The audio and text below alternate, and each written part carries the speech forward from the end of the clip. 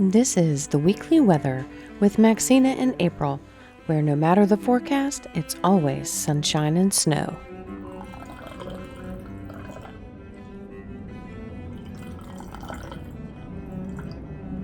Hello, my friend.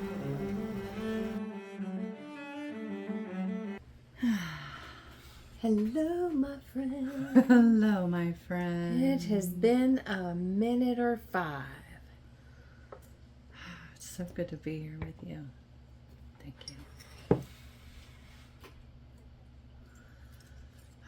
don't know what I do with my little spoon. I do have a straw. I'll just be a little classless here.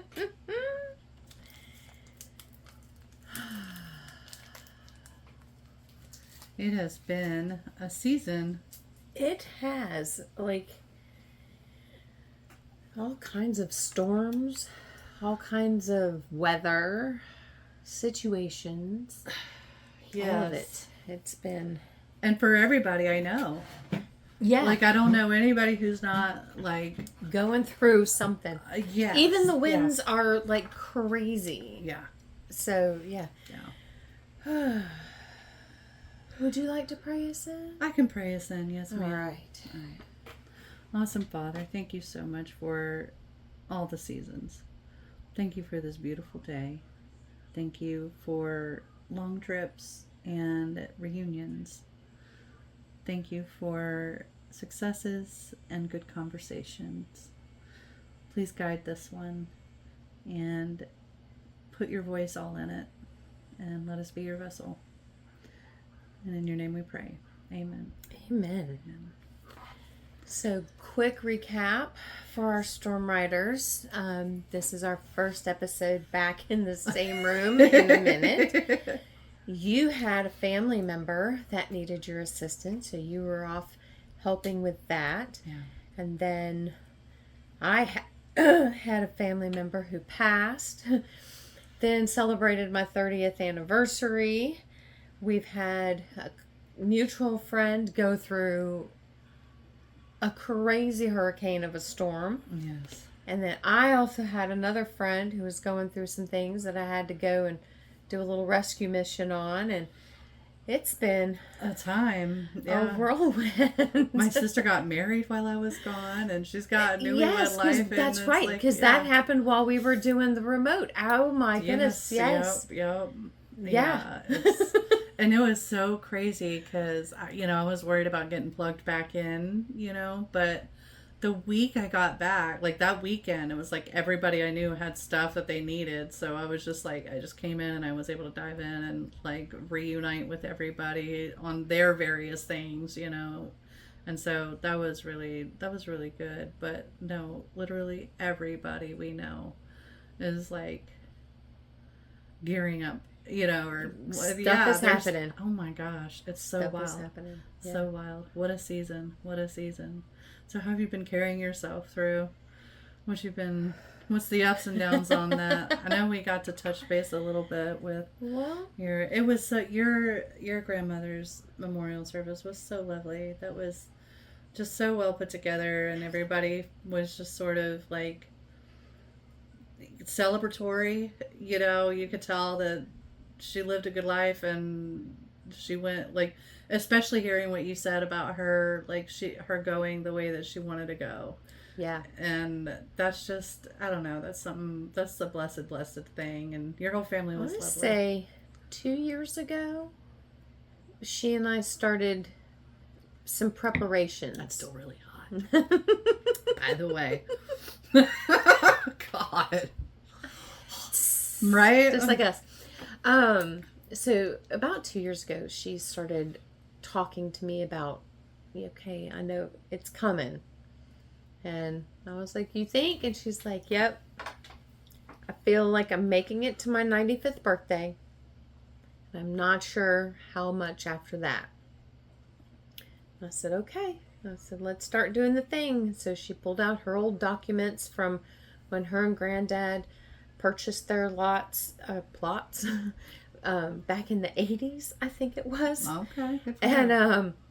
And so we contacted them and just made sure that everything was lined up and spelled out, because the way they wrote things back then versus how they write it now was a little different. And so they were like, oh, I'm so glad you did, because yes, this is covered, even though it doesn't look like it because of the way it was written. So glad we got that all spelled out. Then, songs she wanted played. And then last year, I had her record messages to her kids. She had 7 children. Okay. And what a lovely idea. And I said, if you never talk to them again, what do you want them to know? What memory, thought, whatever it is. And so that's what was playing on the video in the background. And unfortunately, that sound system was not the best. So they all have a copy of it now digitally, so they can listen to it at their leisure and just really hear her voice again. And that was sweet. And I connected with cousins I haven't been in touch with in a hot minute, and because we didn't have each other's numbers, so we get together at the reunion whenever those are, and it's been a while. And so this, of course, was an opportunity, because all my aunts and uncles, I was like, tell your kids, this is my number, send me photos. If you send them to me, I will get them in there. So just get them to me. And so now I have their email addresses and phone numbers now, where I didn't have it before. And so that'll be good. And we definitely want to do some sort of a get together, not because somebody passed. Yeah. Let's just get together and remember each other and hang out. And yeah. So that'll be interesting to see that pull together. Yeah. It feels like, and I don't know if this is just true for my family, but I feel like there was a much stronger family reunion culture 20 and 30, 40 years ago, maybe even still, but I don't hear a lot of people getting together for family reunions the way that I used to. Right. And I don't know where the shift, I mean, I'm sure economically, of course, is one of the things. I mean, if everybody's family economy is well enough, you can travel a lot easier, but yeah, no, I grew up, and everybody's spread out in ways that we weren't necessarily before. And that's true. That is true. So who has to do the big travel? You know what I mean? Because everybody in Florida, all right, a couple hours. Well, those of you in Georgia, the Carolinas, Tennessee, Texas, you guys got further to go, and it's like, ugh. Yeah, it's a lot more taxing for that. And my dad was the youngest of 6, and so it was, it felt like a nice, robust get together with 6 siblings and however many of their kids they could bring and how many of their kids, and because I grew up with my second cousins because my dad was the youngest of 6, so the ones that were the siblings that were older were like much older, they were adults when he was still a very young child. So it was, I don't know, it was just full of energy. And we had talent shows at our family reunion. That was one of my favorite things, because everybody in the family could sing or paint or cook or play a musical instrument or did storytelling, or we were just an incredibly artistic bunch. Right. And so that was one of the main activities that I remember just always looking forward to is, the talent show. And my grandpa would have all of his paintings out, and my aunt would have her paintings out. I have some of her stuff around here. I want to say that card over there. Well, okay, so that sailboat thing right there, right on the green thing next to the plant. Here we go. Yeah. Yes. So that's one of hers. I'm pretty sure, my Aunt Bobby. And yeah, there we go. So yeah, and I'm sure I have a bunch of them elsewhere around here, but no, I really cherish those memories and kind of getting to know where you come from. Right?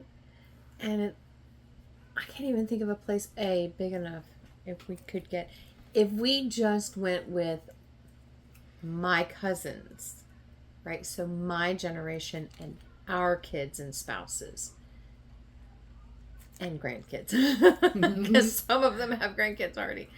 I don't even know if we could find a place that would fit us.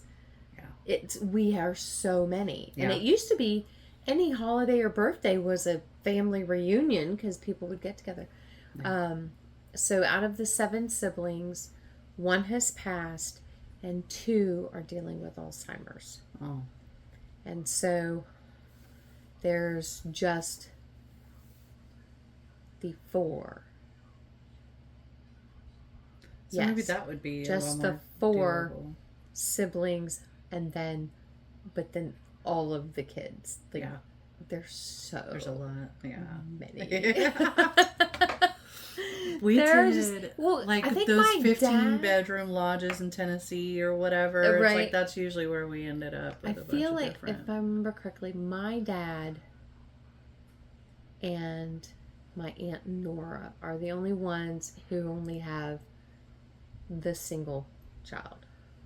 Everybody else had 2 or more. Okay. And most of those are more.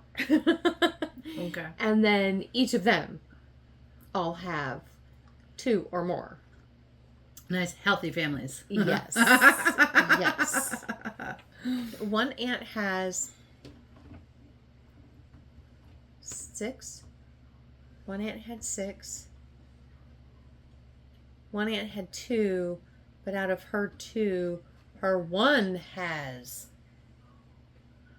4 or 5. Okay. So it's like they're, yeah. Yeah. I guess my dad's siblings, they all mostly, I guess, had probably like 2 or 3. And then I have one cousin who had 6, maybe 7. Maybe he's got more now. And then I didn't really keep up with like a lot of the older siblings, kids, or anything like that, because they were technically like a generation above mine. So my second cousins were really the ones that I, have more of a relationship. I have one cousin down here from my dad's side, and he and I get together, I don't know, a couple times a year. We'll just go get some sushi and beer and hang out, and sometimes it's pizza, sometimes it's wings, but he was close to my dad, and so I was only just an adult when my dad died, so I never really got like that adult relationship with him, whereas my cousin did, because he was much older than me and a bit younger than my dad, but that was his uncle that he liked. He looked up to that uncle, and that's what I always hear from my other cousins, is that my dad was their favorite uncle or whatever. And so I've heard it from a few of my cousins. So he was a cool chap. He was something. But it's nice getting together with my cousin, and kind of when we share stories about my dad, I kind of get to see him through the eyes of an adult, and right. So that's kind of a nice thing. It's a nice experience to have. And I think that's one of the things that, like, connecting with our family and staying connected with our family just sort of keeps us connected with those who have gone in a way that, you don't really sustain all the memories of somebody yourself. Even within the context of, let's say, your marriage, 2 people sustain memories better, more memories together, yes, better than you do by yourself. Like when you're telling old stories or whatever, it's like you all are filling in the gaps for one another. Yes. And like, oh yeah, I forgot about that part. And So, when somebody passes, you lose that, and it's especially hard on the spouse side, but on the family side, if you have enough people sustaining those memories, then, you can keep the spirit of somebody alive really in a really pure, great way by making sure you get together a lot. Yeah, I'm for reunion culture. I think that needs to happen. Get together with your family, folks. Even if it's just for tea. Even if it's just for tea. And let's see. So then my 30th anniversary was beautiful this past weekend, and so we had that little celebration. And my mom is in town, prepping for her wedding, and so she's staying with us, and that's been nice. Just her just being in the house in the evening. I'm at work all day, and she's running doing her errands and things, but then just chilling in the house in the evening, and just having her near. That's been nice. She seemed to have a very chill demeanor. What you doing, Rask? Says I have to come and put my butt. Gotta put my butt in the camera. It's been a while. Y'all missed it. I know. Boy, what are you doing? So she's getting married, but she's not local, right? Nope, she's from Tennessee, but she is getting married down here. Okay. Yeah, it was super cute because she was like, "I'm getting married," and I was like, "Yay!" And she goes, "And I'm having a destination wedding," and I was like, "Oh no!" And I said, "Okay, where?" And she's Florida. And you're like, "Okay." Oh, thank God. And I'll be officiating, so that'll be lovely. So special. That'll be lovely. And yeah, that's just one of my favorite things to do is officiate weddings. I know I've mentioned it before, but I really do. That's awesome. Especially if people are really in love. Yeah. Like, I just, to be a part of somebody's very, very important day. One of the most important decisions they make in their life, and you get to be a part of that process. That is something special. I do love that. I only officiated a couple, and they were fun. It was a little bit nerve-wracking. I'm sure if I had warmed up into it, I probably would have enjoyed it a little bit more. But I love thinking about you as an officiant, because you are just, a sucker for special things. I really am. Yeah. Which is one of my favorite things about you. But you are. And so I could just see you just adding so much delight to somebody's day just because you're like so enthused and so excited and you just brighten it up. Thank you. That's exactly who you want marrying you, not somebody's like, "Don't do it." I mean, if you need her, right? Yeah. Like, don't be so sad about it. Like, it's supposed to be good. Yeah. Oh that's man. sweet. So that's still, that's quite a bit coming up for you still, even. Like, so you're still in that season of, and then Market is coming up here in a few weeks where y'all are opening back up. So how funny. We're like, oh man, we're going to have 5 weeks off of Market. And so the first weekend was last week.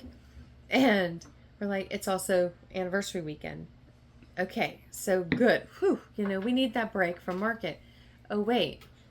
Well, we still have all the restaurants we have to provide for. Okay, we got that. And then, oh, wait. We're trying to provide our greens somewhere so that people aren't 5 weeks without having any microgreens.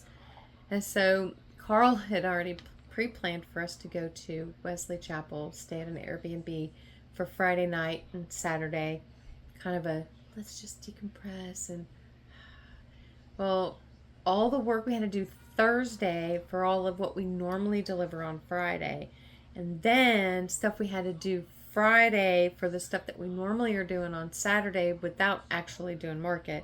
We didn't leave town until 7 o'clock. Oh my gosh. 6 o'clock at night. And then we're halfway there and we remember, oh no, we forgot about so-and-so. We've got to come back and do that. And so it ended up still being a really nice time to just, nobody's asking for anything. Yeah. The phones are off and it was just us and quiet. And he cooked a little meal, and we just sat, and then we slept, and then we got up and we went and had breakfast, and we came home. Like it was, all right, back at it, And then Sunday was just we got away. It was 12 church. hours, but it was set away. the thing up, and it was busy, and it was funny to think that we were gonna have 5 weeks off. And no. You thought. There's so much. It's just different. We don't have to set a tent up, and we're not standing outside in the heat for 8 hours. And the Florida summer heat at that. That's but nice. That's been interesting. But we currently have greens at the Makers Market and Farmacy. Farmacy spelled with an F instead of a PH. Okay. Cute little thing. Our dear friend Jill has her baked goods there. I did see that. Baked free. Yeah. And gluten-free stuff. She's got that there. And it's like almost right across from where our stuff is. Nice. So y'all get to see each other. Well, it's not that we see each other unless we just happen to be there at the same time loading up our stuff, because you don't man that market. Gotcha. They you just man put the your market. Stuff there and it's available for sale, and then they give. Okay. Yep. Gotcha. So if you like gluten-free bread and you like to make sandwiches and you'd love to put your microgreens on, you can swing by and grab. Because I think this week she's introducing a gluten-free sourdough bread. Okay. And so you can swing by and you can pick that up. And then swing over and grab some microgreens to take home and slap together a beautiful sandwich. And that sounds perfect. That's what I'm saying. We'll make sure to put together some links for the Makers Market and Jill's stuff and of course Microgreens is. And then we're looking at possibly entering another store down in Mulberry. Okay. And so yeah. That's all very exciting. Now, when officially is the anniversary for Microgreens? September, the first Saturday in September. Okay. So y'all be what, 2 now? No, 1 Just year. 1? Mm-hmm. Okay, that's what I thought. Y'all got a lot of momentum in this 1 year. Y'all it has been killing crazy. it. And so I think in 2-3 weeks we're going to have Carl on with us, and we're going to talk about microgreens, so that'll be fun. Yeah, I'm really looking forward to that episode. Because it's been a lot of fun watching you all launch it and do it and coordinate it together, and all the different connections and relationships that y'all are forming and reaching out and we worked growing together at a restaurant when we first met. Okay. And then we didn't work together job wise since. Like, he's got his job, I got my job, like we've got our jobs. Yeah. And so this has been fun to be able to just, and I find it's, aside from the setup and the takedown, the actual Saturday market is actually so rejuvenating. Like, I feel relaxed. Yeah. As busy as one Saturday, we didn't stop. Carl went and got our breakfast like he normally does, and we had both opened up it's a breakfast burrito. We opened it up, put some greens in it, rolled it back up. Customer walked up, so it sat to the side. It was 2.5 hours before we touched it. Like, it was rolling, boom, boom, boom, boom, boom, boom. Yeah. And then it was just like, oh, I'm still feeling good. Like, it's just rejuvenating, and it is. Well, y'all are both outgoing people, so I imagine that's part of that fun is like y'all little social butterfly selves. I don't know what you're talking about. Well, I was there when I was there taking pictures of y'all. I mean, y'all it was like everybody who walked up to the booth was your friend. Yes. And they really are. Yeah. Like, and if you aren't yet, you will be soon. Yeah. Like, the people who we are adding to our community are so wonderful, and we adore them. One lady, like, I just love calling her Birdie because that is not her name. But I'm like, can I call you Birdie? Because every time I see you, I want to call you Birdie. She wears a feather in her cap. She has cockatiels, and she is just adorable, and I love her. And then we have a handful of ladies who dress up for the market. And I love that. Like, I'm like, man, if the three of you all came at the same time, it'd be like I have my own little mini fashion show. Like they just take that little extra time to do that little extra something for themselves, and it's so precious, and I love it. And then the dogs. Yes. The amount of dogs that come through. It's so much fun. Honestly is. I can tell you just love it, love it. I do. And that kind of gives me some ideas. I'm glad we talked about that because there are things there's things. Well, I'm a question asker anyway. Right. You're very good. But there's things that I'm curious about naturally already, but then just having the discussions about it, it's like, oh, well, I would be interested in knowing a little more about that angle of what y'all are doing or how you tackle it or whatever. So, no, that'll be, I think when we do the episode for Mikro Greens, I'll have lots of good questions for you about what are you doing? Can't wait to see what that looks like, Mr. Rascal. But he's rascaling today. Although he's really actually technically pretty well behaved for Rascal. He's just like, I needed to be seen today. He'd always want, I swear it's every episode, if he's aware and can get in the camera, Spot may or may not, but it's like Rascal's like, I'm ready for my close-up. I'm glad y'all came. This boy. Yes, I'm talking about you. I'm talking about you. And see Spot's over there just happy and content as can be, just, in his own little spot. That's good. Now. Well, I missed the heck out of you and everybody, and I'm glad things are going back into full swing around here, although I don't know that I'm fully prepared for everything coming up. Oh, my goodness. You got this. Oh, it's a wild, wild time. I'm not as far along in my second book as I would like to be, but I think I'm further along than I think I am. So, because one of the main things that I knew that I needed to tackle was the order of some of the content, and I think I got it. I think I got it right, because it's not completely chronological, right? Because I've told you it's memoir style and memoir poetry. It's not entirely chronological. And I think there's part of that just sort of bothers me, but I have to let that go. So it's sectioned out contextually and categorically, rather, perhaps. And I think I'm pretty satisfied with that. There were some things that I had written kind of recently that I thought, okay, well, that really needs to go in there. But I haven't written any since then that I thought, okay, this also needs to go in there. So it's feeling a lot more complete than it did 2 months ago, let's say. Which is really when I would have liked to have been like putting the final touches on it and thinking more about the marketing aspect on it. But I really don't, because you remember with the first one, I had a strategy and like I knew like the signing party and this, and like I'm sure it would be good and helpful for me to do that for this one, but I kind of want to just be like, yeah guys, I published another book, right, if you want. And that's not a horrible idea. Okay, then maybe that's just what what I mean. Like, they're just so personal. They're really personal poems. And sometimes that's what you do. And then maybe you go, okay, now it's time to meet the author. Yeah. Like, give it an opportunity. Yeah.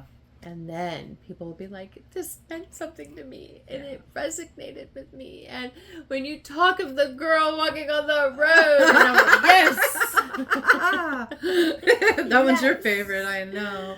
Well, because I'm like, that's me. Yeah. And the amount of women who are going to go, that's me. Why is she writing about me? And I think when they do that, then to have an opportunity for them to meet you and get that signature, that signed book, and it just, I think it will just be better. Okay. All right. Then I'll lean more in toward that, Because honestly, because I feel like, so my third book, which I don't really have like a designated like deadline for when I want it out, but it doesn't require nearly as much organization as these other books did. So I'm sort of imagining that one coming out, and then I can kind of do a whole campaign and people can buy any one of the three of my books from, 2026, or maybe it'll be in 2027 when I have my fourth one out, which we kind of talked about that one I want to have done in the first quarter. So maybe that'll be the time that I can just sort of like put it out there along with the other works, and let it be a part of a multi-book collection at that point, rather than giving it its own like spotlight or whatever. Because I mean, as glad as I am to be getting it out there, I really don't want to. I don't want to talk about it a lot. I get that. Well, it was hard enough being vulnerable. Yeah. And enough to put it to pen and paper to begin with. Yeah. So I get that. I get that. I appreciate that, especially from a fellow poet. Which is blowing my mind. Okay, can I just say?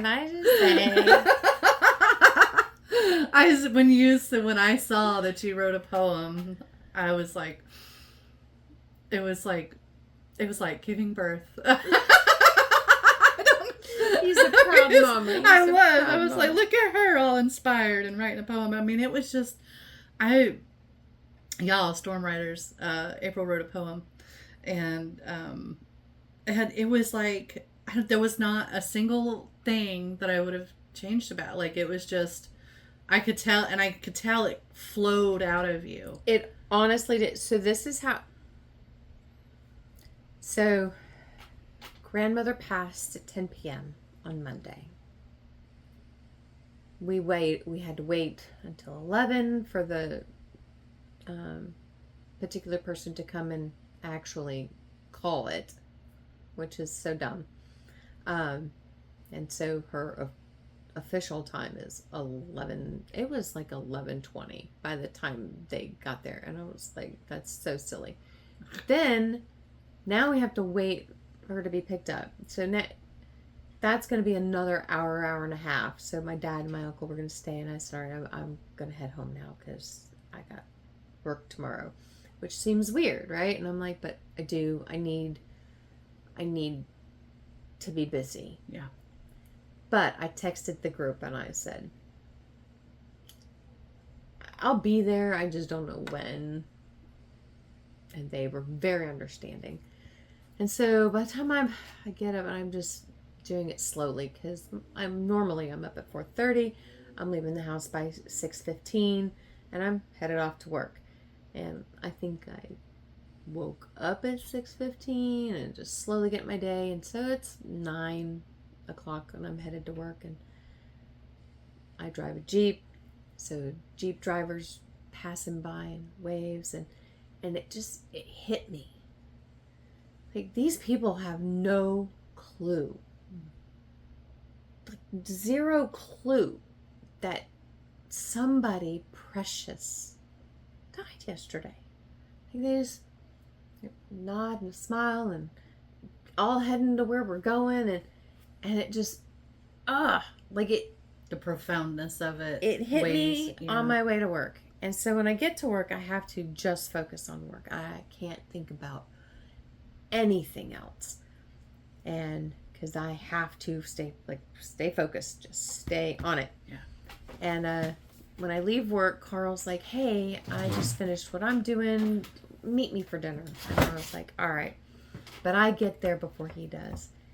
And now that I'm sitting there in the quiet, all of that internal dialogue was coming back up, and I reached in my purse, grabbed out the notebook that I've been carrying, and whipped out my pen, and it was, hello? Okay.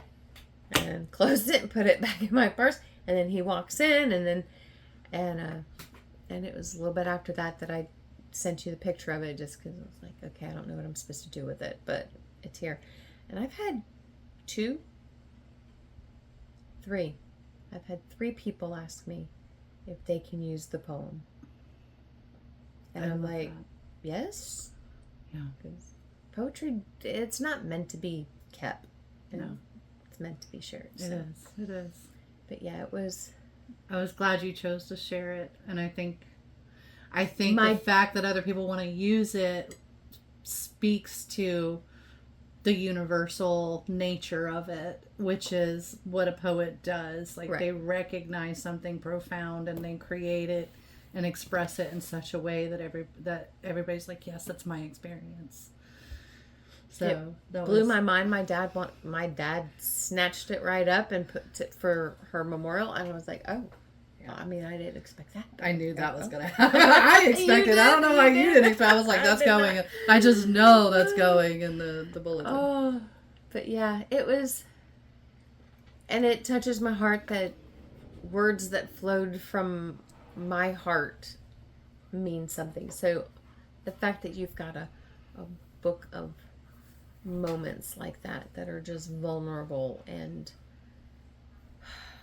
personal, but they resonate with people. So yeah, do your book. Okay. In case you were thinking of not, make sure you do that. Just do Don't it. overlook Just do it. Well, thank you. I guess that is something encouraging that I needed to hear. But yeah, because it is really personal. Maybe we'll at least do an interview for it, like we did the first one. So, and at least talk about it and put together, some. I think I would like to read the introduction of it. Because it's not something that necessarily sets the stage for the book itself. It just invites the reader to think about telling their story. And I think that's something that I would like to have out there, whether or not they decide to purchase the book and get all personal with me or whatever.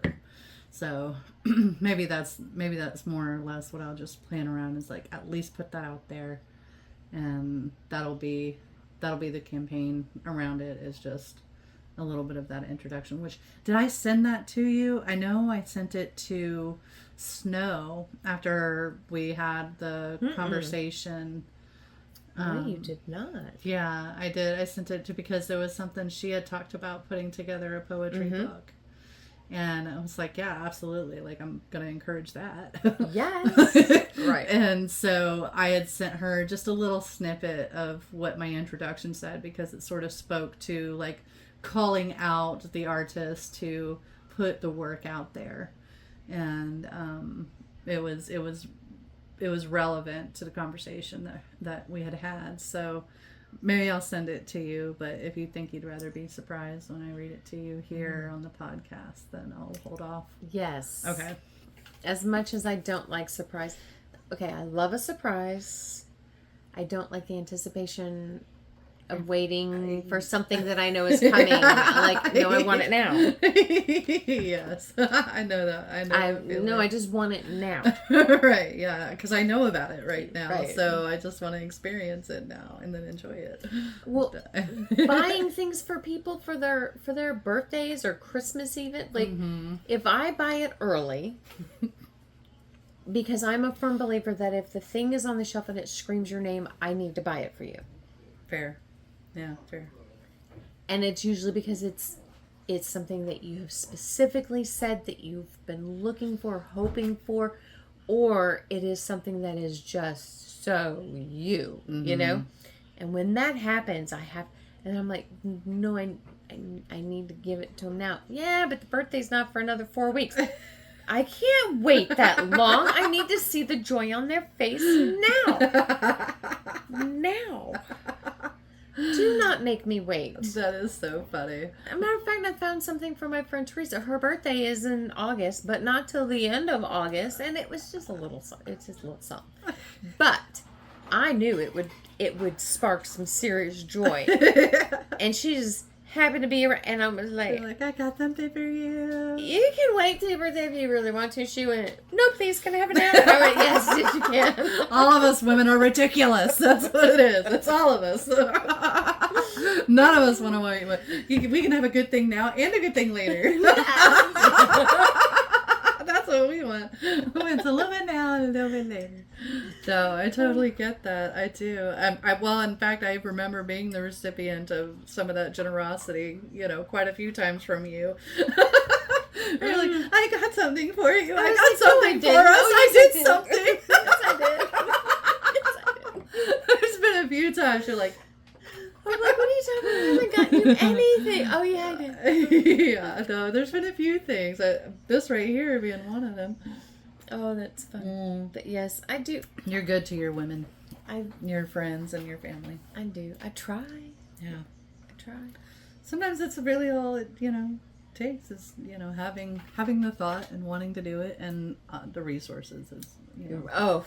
it's good to have the resources to do it. Yeah. Otherwise, it's just a bunch of nice thoughts that you have about people that never manifest into anything. Well, I mean, they do say it is the thought that counts, right? Right. It's a good thing that the thought counts. But you can't open a thought.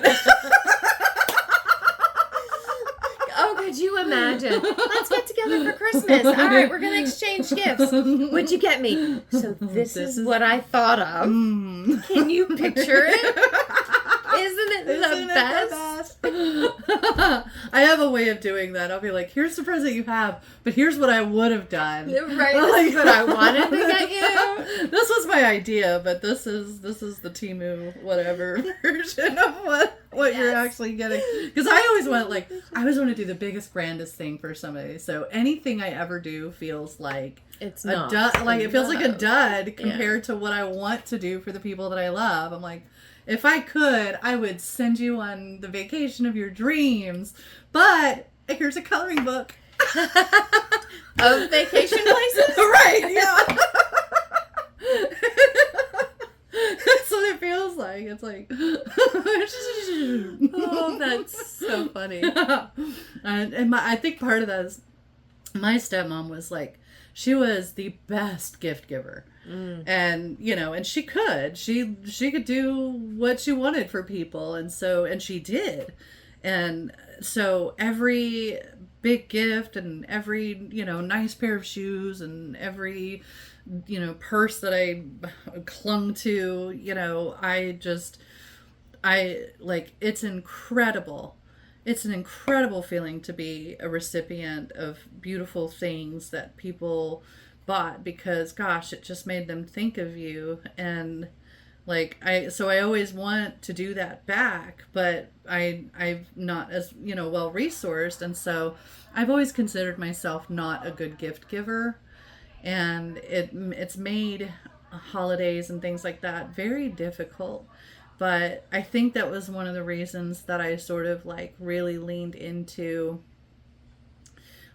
time, spending time together in some way, shape, or form. And also that I think there were a lot of times I really wanted that from my mom, and she was good at spending time. But it was, those were cherishable as much as the lovely gifts and things that she gave me. So no, I've had a really hard time with the gift giving culture in a lot of ways and a lot of times. So, but having lovely friends in this, past, I would say 3 to 4 years, I have developed a new, inner circle. And, then there was a lot that led to the falling out of my other circle. But this inner circle, the way that you gift things, and Ashley, she was always wanted to do, and it would just be the simplest things. Oh, here's a cord that I don't know if you need it, but I want you to have it, that, and it's just as profound and special. It really is. And so maybe that's something I need to work on a little more, is just changing my heart and attitude about gifts and what makes them special and how to enjoy them more. Because watching you be so joyful about the way that you give just makes it seem like I'm really missing out by not just being more enjoyable, enjoying that process I remember more. there was a time in my life when I was probably a child, where, just a gift. Oh, give. Yes, I give it to me. Yes. And I'm not sure when the shift happened where it was like, I don't want a gift just for the sake of a gift. I don't want to be that cousin of Harry Potter who's like, but I had 16 last year, it has to be 17 last year I had 37. No, I had a boss who I was so excited for Christmas time because of his personality. And I was like, I can't wait to see how his personality translates into what he thinks of I would like. Okay. And what he did instead was just give this associate manager his credit card and say, go buy gifts for everybody. I was so disappointed. Yeah. Like, because then that's the gift just for the sake of a gift. To say, I got you a gift. I don't need that. Oh, check box. It wasn't anything I needed. It didn't go with anything in my house. Yeah. Like, yes, it was absolutely a beautiful thing. Yeah. But there was zero personality in it. Nothing personal. No thought. He was a gadget guy. And I was like, I cannot wait to see what gadget he goes, oh, this girl needs this. Like, yeah. And I didn't get to experience that. That would have been that alone would have been the gift. Yes. Like, just having that experience. And I didn't get it. And I was very sad. And I think that's where it really clicked for me that I don't want a gift just for the sake of a gift. And often when we would at the last minute be like, oh, I want to get together with my friends because it's my birthday. That's what I want to do for my birthday. I just want the people I adore to be around me. Yes.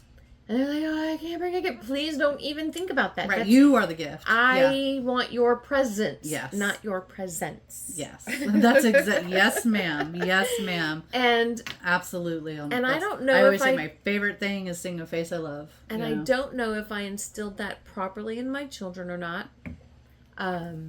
Being broke more often than not. Always hated that.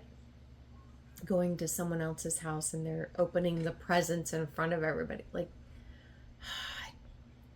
what I got you was personal for you, but it's cheap in comparison. And now I'm like, please don't open my gift in front of everybody. I want you to open my gift and I want you to love what it is and not feel a certain way. I also don't want you to feel obligated to put on a show because you're putting on a show, like. So whenever we would have gatherings, all the gift, and if you brought gift, great, thank you, and they'd go in another room. Yeah. And then when everybody was gone, the kids could sit down and they could open their gifts. Gotcha. And my favorite thing was doing the gift fairy, birthday fairy. So if it's your birthday, when you get up in the morning, there's a present on the table.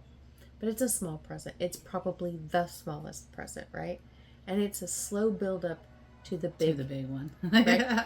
And so even though the big one's not even all that big, but that one, and they go, oh my gosh, this is for me. Oh my gosh. And then they open it and they're so excited about it. And by the time the excitement of the thing is wearing off for the day, because an hour into it, they're like, okay, that was nice. They walk by the table and there's another present. How cute. What is this? And I remember, what was it? I want to say one of the kids got some boots that they had been wanting. And so one of the early gifts was socks, which is like, but it leads up to, so, and then Lincoln logs, they wanted the building logs. And so we got them a bucket they were going to keep them in. So that was one of the early presents, right? And they were like, I mean, cool. I'm sure I can put some stuff in that, but it was a funny little thing. It was And it was a while before they caught me. They didn't catch me until we were living at the house we're at now. Mm-hmm. So I would have been 6, 10, and 14. Okay. When they busted me. That's a nice little career. A career of busted me. They found my fairies. wrapping paper. Found the wrapping paper.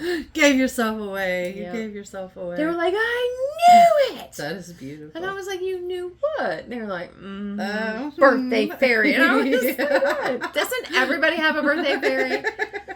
Doesn't everybody? And I'm like, everybody should.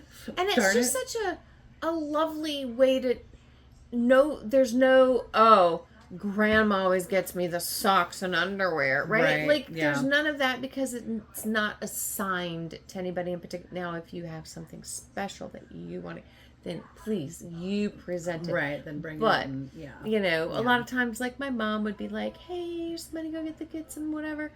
And so then I use my discretion. I get what I know they like right now. But it's just... It's just a part of their day. Yeah. Nothing's from mom or dad or, you know, it's just, they're just your gifts. Yeah. They are for you because you're you. And I grew up with, so my stepmom she was a partier. She liked throwing parties. For anything, like, it's time to break the monotony. Anything that came up, it was going to be a party. And birthdays were especially so. You know, we're going to do the celebration.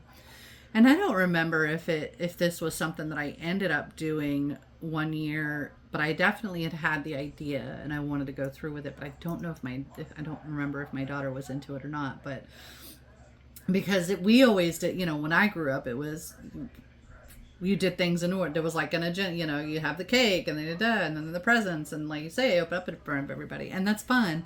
But there was one year where I was just sort of like, you know, I want her to have the experience of being face to face with the person who's giving her the thing. You know what I mean? And so what I had wanted, and again, I don't remember if this is what we actually ended up doing, was that as people came into the house, that she would then just open the present, say thank you, have the conversation, and then go off and do the rest, you know, just continue the party. And so then we would all just be having fun and celebrating, get together for the cake at the end or whatever, eating, but that the gift giving part wasn't like this big, huge, grand thing in the middle of it. But instead a personal opportunity and moment between the gifter and the giftee. And, you know, if we did it that year, I don't know that carried on, you know, particularly, but that to me was the best solution for what I really wanted her to experience and what I think I felt like I could have experienced with each gift. Because part of it too was like by the end of it, and we always got a lot of gifts, like an unnecessary, like my mom she loved to shop and she was a major gift giver. And so, and it would be because that's also how she knocked out like the things that we would need for the year too. It's like, yeah, if we needed socks and underwear and if we needed hair barrettes and hair stuff and smell goodums and all of that, then it would just be Christmas and birthday. And then that's when and Easter, she liked to do like jewelry for Easter. That's what I remember. She was really good at a nice piece of jewelry for Easter, which I thought was beautiful because we get, you know, Jesus is our jewel. So yeah, no, there was definitely a lot of celebrating and a lot of that, you know, showcase the gift giving type thing. And it's fun. There's utility in it, but I'm with you on that personal opportunity to have the connection and say, you know, thank you for, even if it is just a gift card, thank you for thinking of me. Thank you for giving me this experience. I'm really going to enjoy that. So, and that was, you know, there was another, like, a lot of, like, they're at church, you know, they haven't done it in a few years, I don't think, or maybe it's just not on my radar. The, like, Secret Santa things or whatever, where you're, you know, exchanging gifts. That, to me, I didn't want to really participate in that because, one, I had the anxieties about being a gift giver. Nothing I do is going to be good enough or in comparison, but also that it only allows for the connection at the end when you say, surprise, I'm your gift giver. I would much rather know and have like a prayer partner for the year. And you get together regularly and you pray together and you get to know each other. Well, that sounds like that you're beginning your own little group then. Well, no way. I am not taking on any responsibilities for any organization. Well, no, but if that's what you want, though, then you have to go after it. Yeah, you do that. And like put it out there. I guess technically you have, because I'm your prayer partner. You are. So. Yes, exactly. Yes, I had. You're like, I just did the thing I needed. I did exactly what I needed. Yes. Well, and I think that there's something to be said about just simply leading by example. Like, I don't really have to. I think I've said it before on the show. I don't like titles. I don't like a job description, because then I'm doing the job to fit the description. And that's not how I really, especially within ministry. Mm-hmm. It's one thing with like a business organization or whatever. And even then, I've struggled there. But to me, it's like, if I see that there's a certain spirit of something that needs to be brought into an environment, well, then I better be willing to be responsible for helping bring that spirit into the environment. I need to be the one to put my foot out and say, well, what does that look like practically? And what does it look like when you put the responsibility on yourself, rather than saying, okay, this is a program we're implementing and everybody has to, go by these guidelines. It's like, it just feels less organic, not quite as natural as when you're saying, this is something that's really impressed upon my heart. It feels like I'm being called to practice something in my own life. And if that catches on, because it is a good and righteous thing, then that's all the better. Versus coming in and implementing and asserting authority over something because you think other people should live their lives the same way that you're convicted. And in some ways, yes, but I don't know. But I guess that's just where I am. Often it is. Just because the Lord's asking you to do a thing doesn't mean He's asking everybody to do the thing. Right. Absolutely. Yeah. Yes. Yeah. But there have been many things, and I don't know if it's truth or ego, that I feel like things have developed in a way differently than they would have had I not influenced the environment. Yes. Oh, absolutely. Well, that's just the nature of who we are. Yeah. So, yeah. Yeah. As soon as we open our mouth, we've influenced the atmosphere, and it's going to change something somehow. Now, yes. Do we always know how? No. Yeah. But yeah, I've influenced things the bad way a couple of times in my life. Whoops, not you. Lord forgive me. Oh gosh, yeah. I'm a troublemaker with a capital T. It's amazing the Lord even lets me count myself as His own. Oh. that he would allow me to be counted as one of His own. That's what's amazing. I'm trying to sip on an empty cup. Oh no. I just haven't decided if I really want more or not. I paced myself You're a little doing bit better. really I've got a well, little bit left just in case we had 2 more sentences. just in case. But no, I definitely try to live by the conviction of what's impressed upon me versus chasing something that like people will recognize or respect. Mm-hmm. I'm not really looking. I've not really looked for that. Like, I've taken the leadership classes at church several times, not because I'm like trying to step into any kind of role. I just like knowing the stuff.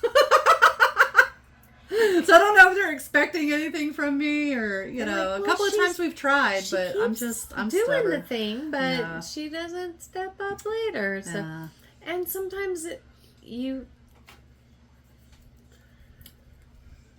it will, when you are needed, you will know it. Yeah. And that's when you'll do it. I trust that. Yeah. 100%. Yeah.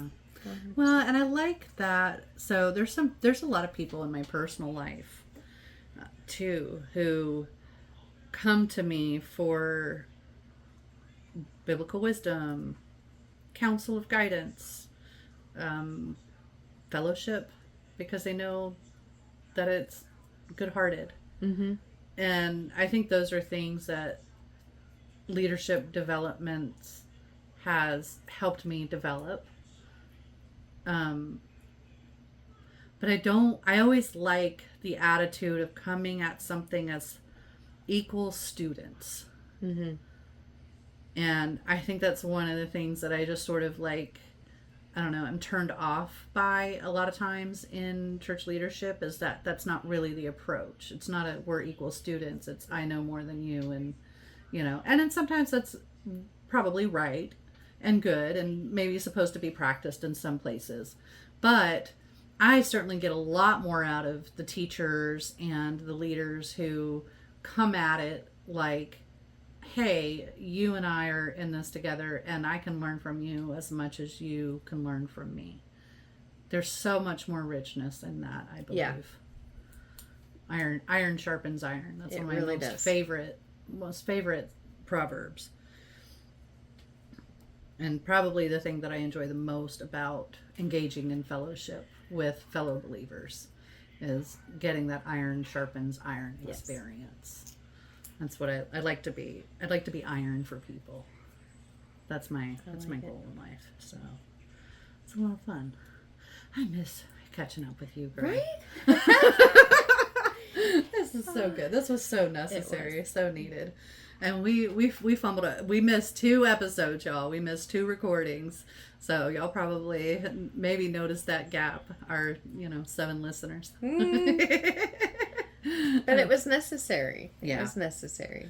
Like, just a lot happening, and so yeah. Yeah. What's the forecast for you? So in September, I am going to become the face of Browning in the Reed Lakeland Kiss the Pig campaign for fundraising. Okay. And so Reed Lakeland is fundraiser. They are all about adult literacy, tutors, and their big fundraising campaign that they do. So they are not a fundraiser, but the big fundraising campaign they do is the Kiss the Pig. So I think one year they do it in the fall and the next year they do it in the spring, because 2 years ago it was in the fall, but then last year it was in March, and then this year it's September to October. Okay. And so it's like 30 days. So you're going to hear it a lot. You're going to see it a lot, because I have high ambitions. I saw who won last time, how many supporters they had, and how much they raised. And I went, oh, that's the goal. Okay. That's fair. All right. So what does that entail for you? What does April get to do as part of I have to tell people about it. Okay, all right. And get everybody I know all right. to support me and fundraise. So when it goes live, it'll be a web page with all the different people that are in the campaign, their photos, I believe, their little bio and whatever, and then you go, oh yes, that's who I'm here to support, and then you support. And at the end, whoever has raised the most, every vote or every dollar is a vote. That's what it is. Gotcha. Okay. So if my friend Bob has $5,000 and he donates under my name, well, that's 5,000 votes for me, right? So the person who raises the most money is the one who ultimately wins. And you get a trophy, bragging rights, and you get to kiss the pig. It's a literal pig, and you get to push his little snoot. So, you win, you get to kiss the pig. Yes. So, okay. And all of that money goes to funding tutors and education so that adults who don't know how to read can learn how to read, because it is important. Yes. And yes. it Literacy opens up a whole world for people. It blows my mind to know that there are still people who don't know how to read. Yeah. That somewhere along the way they got left behind in that. Yes. And it's just too easy for people to take advantage of them. Yeah. And literacy is on the decline in the United States too, from what I understand. So, like, our high schoolers are less literate than they were a generation ago. And no, literacy is a very life enhancing thing. So I'm just so excited for that.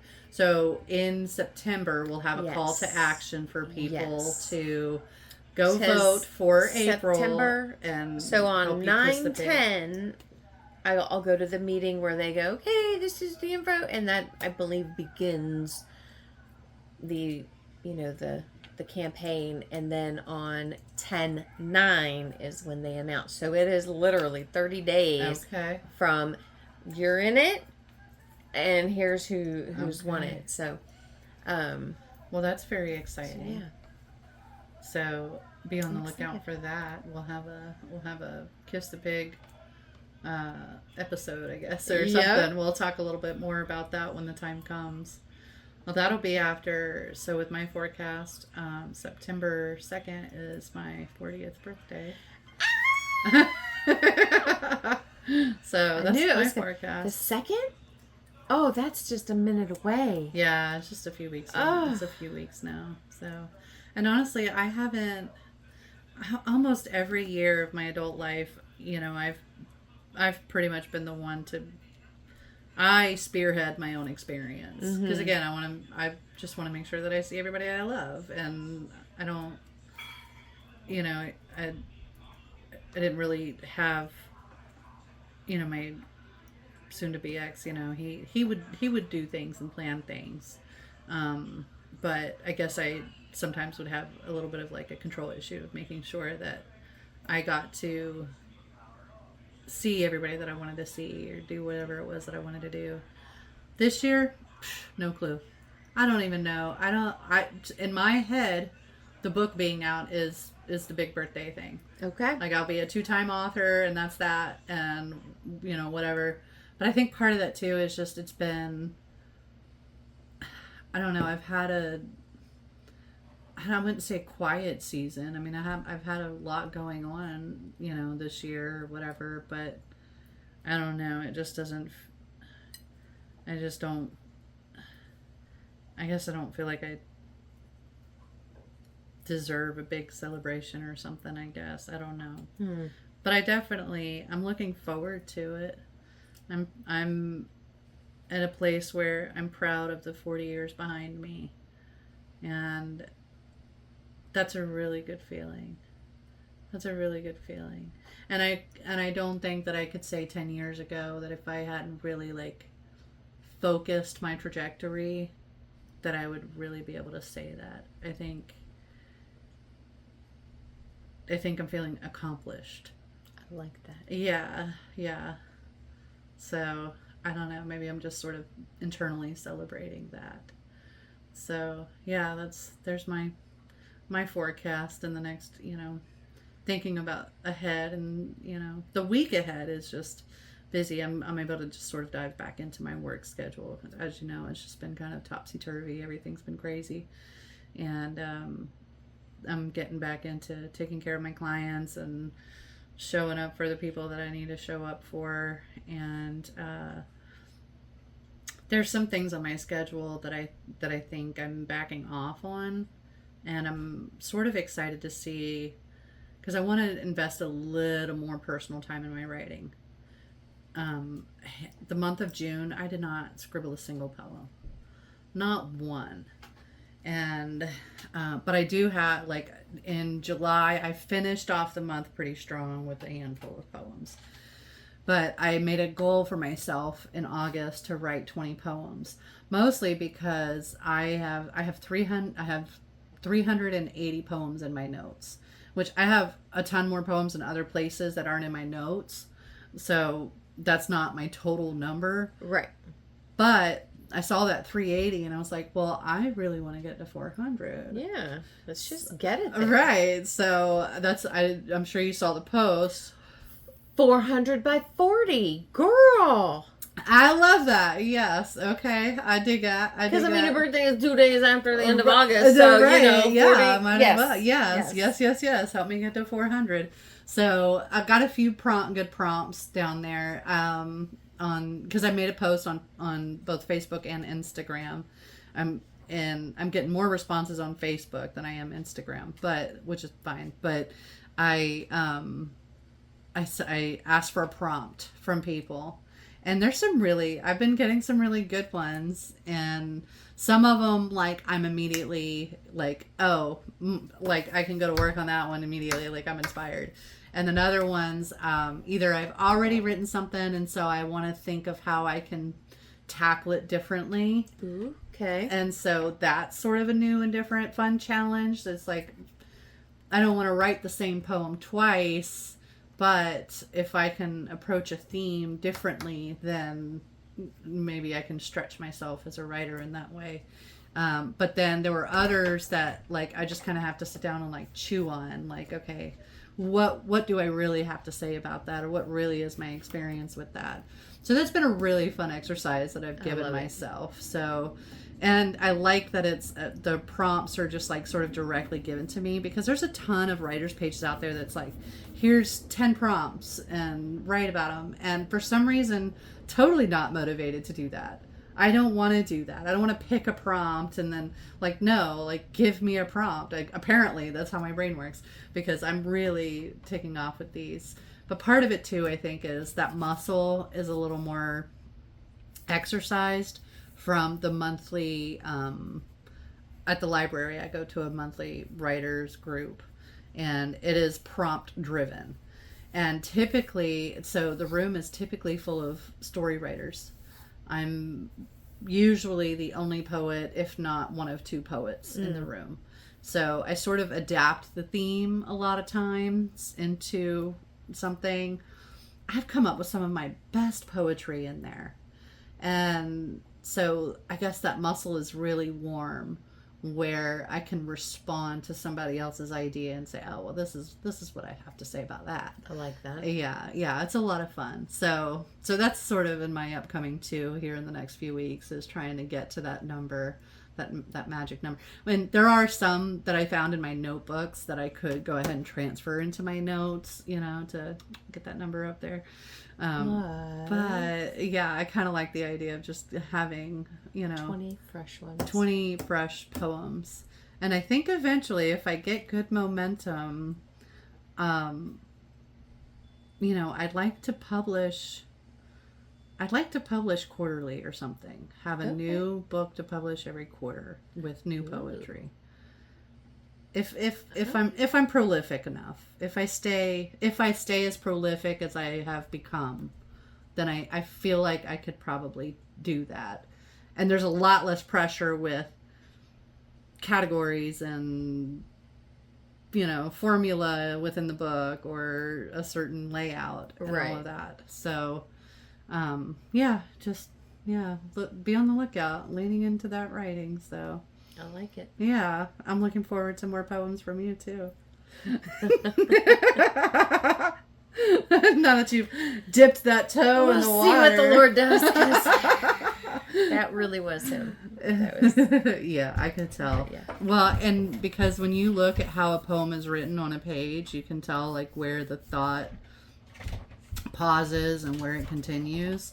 I felt like it was just a free flow from you. It didn't feel like there was a lot of, like, stop and start. Like, and I can show you some of my poems. Sometimes there's, like, words scribbled out, entire lines, and then I start on a different page. Like, they're, like, sometimes they can be really, really, really messy, but then other times it's just, yep, that's the poem.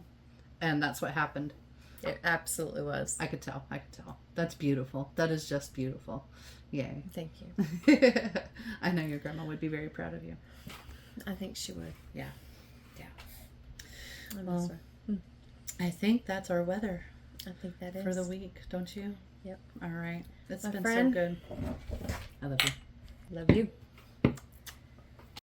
Someone took their last breath today. The world kept moving. A stranger waved. A woman smiled. A child laughed. Someone took their last breath today.